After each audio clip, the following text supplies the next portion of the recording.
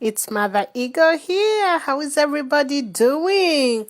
Thank you, all of you, for subscribing, commenting, sharing these messages. Oh my, thank you. And for those who want to go deeper, we have the Facebook group, so join us. I'll be sure to leave a link behind.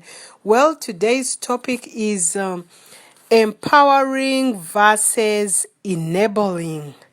And this was triggered by a question in the Eagles coaching group, where someone was mentioning how much they take care of their family. And as a society, I think, yes, we are called, and it's almost an entitlement to take care of your family, to take care of those around you, extended relatives. But I want us to pull back a little bit and look at it, more deeply. I'll use an example for those who fly a lot, or even if you've flown once. One of the first instructions they give us in the plane is put the oxygen mask on yourself in case of an emergency.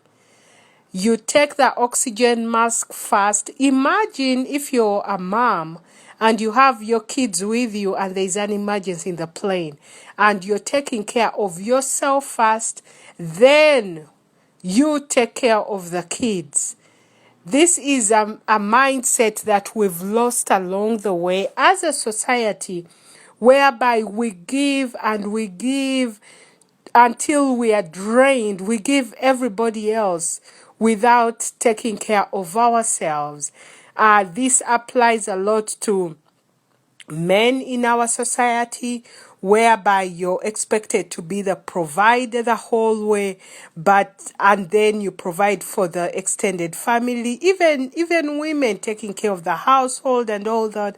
But you have to take care of yourself first.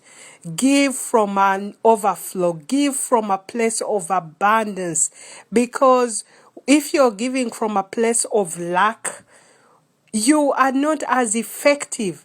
You're going to drain out, be broke, give away what you need for yourself, deplete all your savings account while you're giving maybe to an extended relative who needs tuition. The idea of giving is good. Giving and receiving, it is necessary, but it should be underlined with wisdom and understanding. Are you enabling or empowering?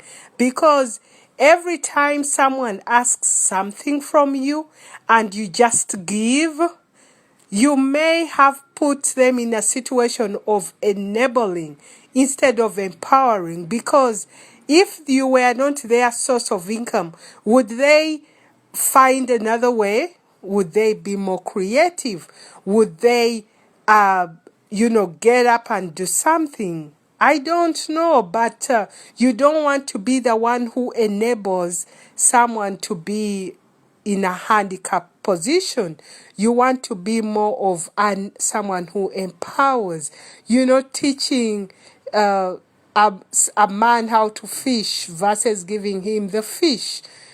So I brought up this topic just to encourage you as you serve and give. Start with yourself. That this idea of self-love and starting with yourself, it's going to bring up interesting feelings in you. Feelings of guilt, especially if you had some money on your savings account and you didn't help maybe the neighbor or extended family with something, because you're taking care of yourself first. You shouldn't feel guilty about that. You should use wisdom. You may feel maybe fear, fear that how can you tell them you don't have? Is your image being compromised by saying you don't have? You may feel shame, supposing your whole family relies on you to provide and maybe you don't. or you choose not to for a certain period, then it will bring up where your boundaries. You, as the one who has the ability to give, do you have boundaries that others can respect? It will also bring up your sense of responsibility, because as God provides and makes us prosperous, we have to be diligent with what He has given us. We have to know where to give and where to withhold. We have to have an understanding of how to manage, because if He brings a flood of prosperity your way and you are misusing it, or you have no proper boundaries, you're going to get depleted and go back to zero. Well, I would love to hear your comments about this topic. This is Mother Ego again. Check out the website lifethenfinance.com, and I'll talk to you soon. Bye.